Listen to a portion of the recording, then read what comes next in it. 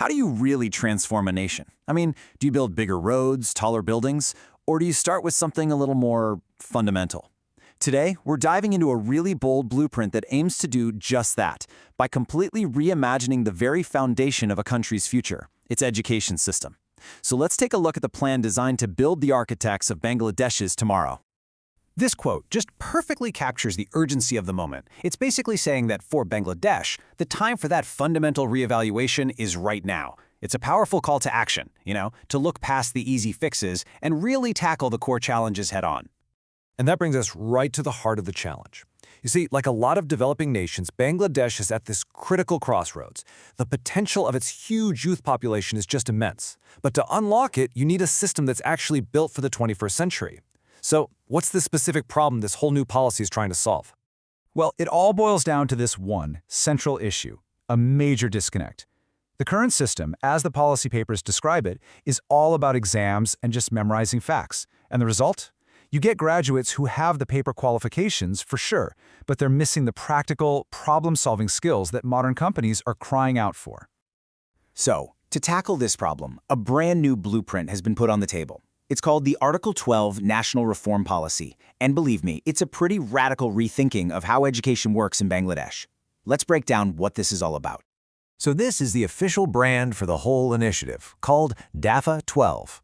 And what's absolutely crucial to get from the get-go is that this isn't just another government policy handed down from on high. Nope, it's designed from the ground up to be a true partnership between the Ministry of Education and, the big players in private industry. It's a collaboration meant to finally bridge that critical gap.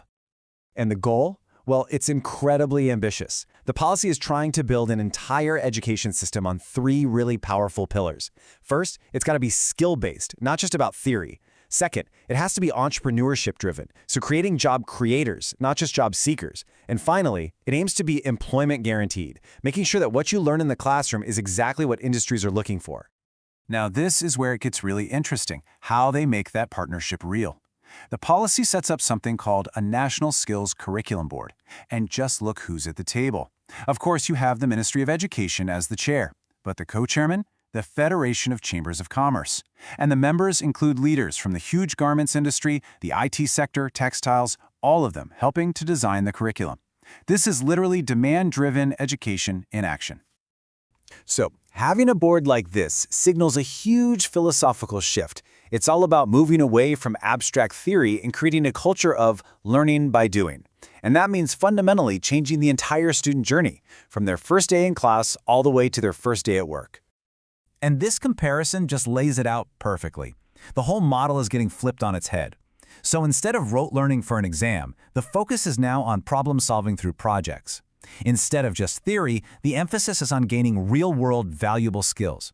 This means the way we measure success, assessment itself, has to change completely. And here's the proof that they're serious. The proposal says that a minimum of 50%, half, of a student's grade will now be based on projects and assignments. This is a direct assault on that high-stakes, memory-based exam culture, forcing a shift towards actually applying what you've learned. So what will kids actually be learning in this new curriculum? We're not just talking about the same old subjects taught a little differently. The policy introduces brand new mandatory subjects right from the early school years. Things like emotional intelligence and civics are so important. But check this out, digital skills. This includes introducing coding and algorithmic thinking as early as grade 6. That's a total game changer. This practical experience isn't just some one-off event either. It's a whole structured pathway. It kicks off with industry visits while you're still in school. Then it ramps up to a mandatory 8-week internship just to get your college certificate. And by the time you're in university, it's a full-blown mandatory 6-month internship. Every single stage is designed to shrink that gap between the classroom and the real world. But hey, this whole reform isn't just about creating better employees. That's only half the story. A huge part of this vision is about creating the next generation of employers. It's about weaving a culture of entrepreneurship right into the national DNA. And this idea is summed up in the One Graduate, One Business policy. I mean, that's a pretty bold statement of intent, right? The goal is that every single university graduate should have the skills and the mindset to either land a quality job or to go out and create one themselves. And just like with the internships, they're not just hoping this happens by magic. There's a whole dedicated entrepreneurship track. It starts with modules as early as grade 8, then moves to mini startup projects in college, and finally it leads to full-fledged business startup labs at the university level, complete with mentorship from actual industry leaders. To make this all feel real, the policy proposes putting money where its mouth is. A zero-collateral loan of up to 500,000 taka would be available for student startups that show promise. This is huge because it removes one of the biggest roadblocks for any young entrepreneur, getting that first bit of cash. Okay, so let's zoom out. When you put all of these pieces together, the skill-based learning, the hands-on experience, the focus on creating businesses, what's the intended outcome for the entire nation? What does this new economy actually look like? This chart gives us a really clear summary. First, industries finally get the skilled workers they desperately need to grow. Second, you start to see a real rise in new businesses and entrepreneurs. Third, all of this takes the immense pressure off the very limited number of government jobs. And fourth, it all works together to drive the country towards a modern, knowledge-based economy. And to make sure this isn't all just talk, the policy sets some really clear measurable targets. For example, they're aiming for an 80% immediate employment rate for Polytechnic graduates. And to make it all happen, there's a massive teacher training program that aims to get 100,000 teachers up to speed on these new methods within just 5 years.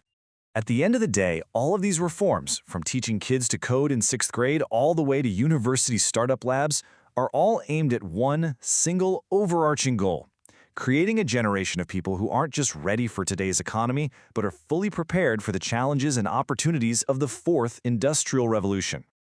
So the blueprint is on the table. It's comprehensive, it's ambitious, and it seems to address the core issues by bringing industry and education together in a real partnership. The question now really comes down to execution. Can this plan truly build a new generation of architects for Bangladesh's tomorrow?